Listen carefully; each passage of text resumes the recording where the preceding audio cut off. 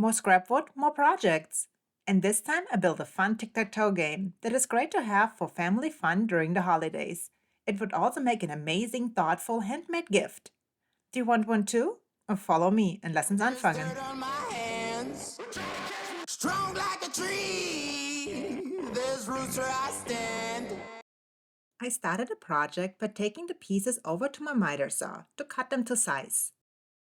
Then I put on some PPE and started cutting. The first piece I cut were the game pieces, that will be the X and O's. The size of those decides the overall size of the game. I had pieces of scrap wood that were 6.1 centimeter wide, so I cut the pieces at 6.1 centimeter to end up with squares.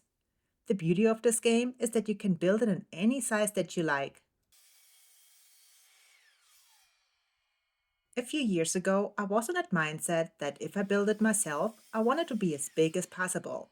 And I built this big tic-tac-toe game with large game pieces that I thought was so cool back then. But now I feel different about it. The large pieces made it very hard to play, and the game was barely used. Having a game that is easily placed on a table and the pieces fit nicely into your hand while you play makes it much more enjoyable experience. So, what did we learn? Bigger isn't always better. To make all the pieces the same size without having to measure them all individually, I used a stop lock. The stop lock I attached with a simple clamp. Once I had all the game pieces cut to size, I laid them out to figure out the exact dimensions of the game board. First, I had to make a decision on how high I want the divider pieces to be.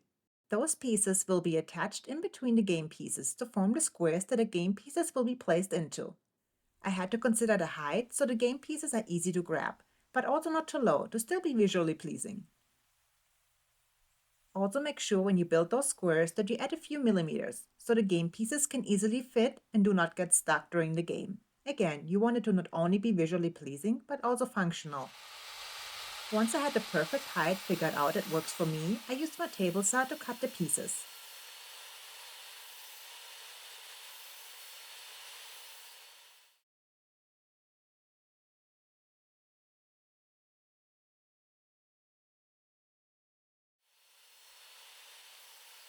For the outside frame, I used the same lumber I'm using for the divider pieces. I wanted those to be just slightly higher. Also make sure you add the thickness of the bottom pieces to the total height, so that the sides will be covered. I cut the pieces with a 45-degree angle on my miter saw.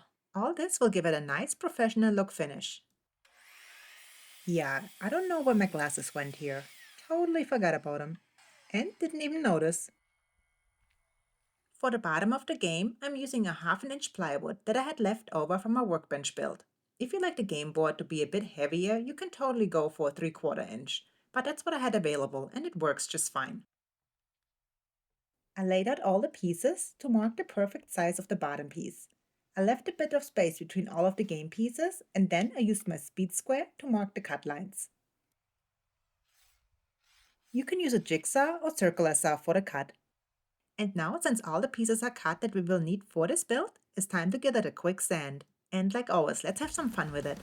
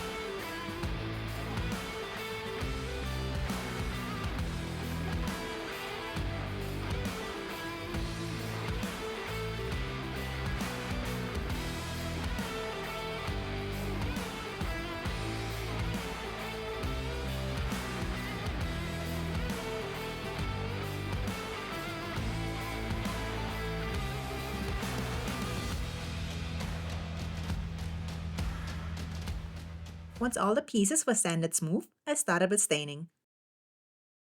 I used wood stain and espresso color for the game board. However, I did build a few extra games later and ended up staining them in different colors as well.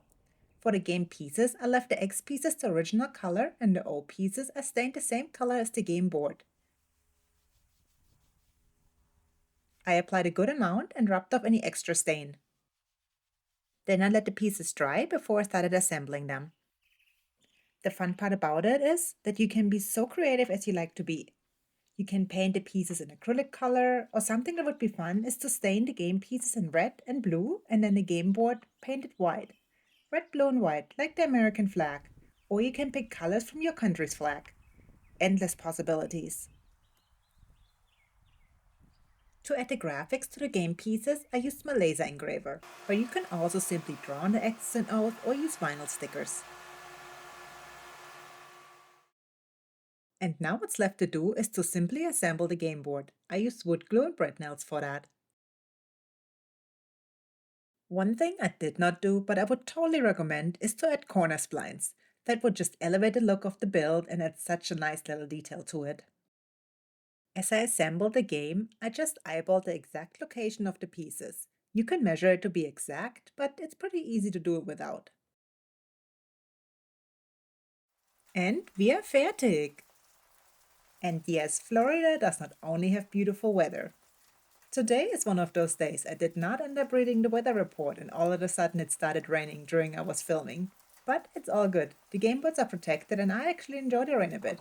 It's really refreshing. Another simple but useful project in the books, and I will definitely have lots of fun playing tic-tac-toe during the upcoming holidays. I even made a few extra boards so I can give them away to friends and family. Let me know in the comments below, what color combination do you like the best? I really can decide which one I'm actually keeping for myself and which ones I'm giving away. Please leave me a comment below and like the video if you like it. To see more videos and pictures, please join my Patreon. For more details, click the link in the description below. Joining my Patreon helps me create more YouTube videos. Otherwise, I could not continue YouTube, and that would not be very much fun. Because I do enjoy building things, and I do very much enjoy to use my creativity to come up with new projects in hopes to give you inspiration for your own designs. I really appreciate all the support. See you next Friday. Tschüss!